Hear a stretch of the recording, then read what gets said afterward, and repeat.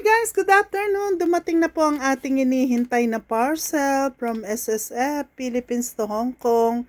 Ito po yung sinasabi ko na sa inyo na charge ko yung 1,006 dahil sa dalawang Jollibee lang ho ng keychain. Ito ho yun. Mag-unboxing po tayo, guys. Ito po.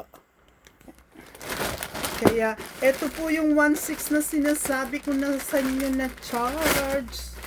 Ito lang po yun. Dalawa lang, napakagaan. Binuksan po nila at hindi sila pumayag na hindi daw bubuksan. Kaya, ayan po. Unboxing tayo. Pero, safe naman pong nakarating.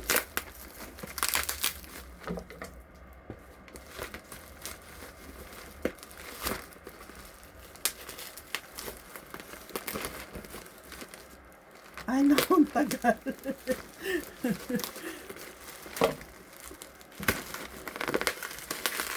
Ito na po. Dananananan. Ito lang ho yung laman. Sa Pinas po, 399 ito per each. Mas mahal pa ho yung charge niya pagpadala dito. Kesa naman dito sa laman. 399 kasama na po yung may meal sila doon.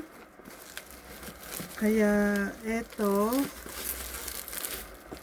cute kasi, kaya nagustuhan ho ng anak ko. Ayaw magbukas, ang taga.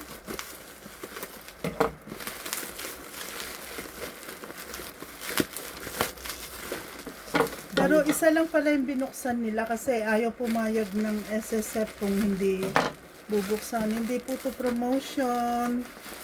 Nagustuhan lang talaga niya. Nagko-collect lang siya. Kaya, ayan na po. Baka naman. Ayan na po. Hindi ko na po yan mabubuksan kung ano. Total nabuksan na po yung isa dyan.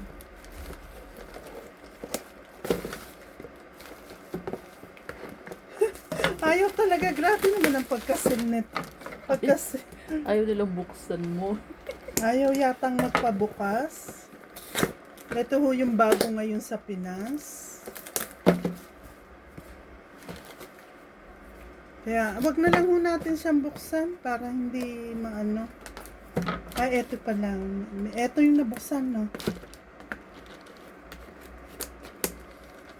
Ito. Cute pala siya. Ito ho. Ay!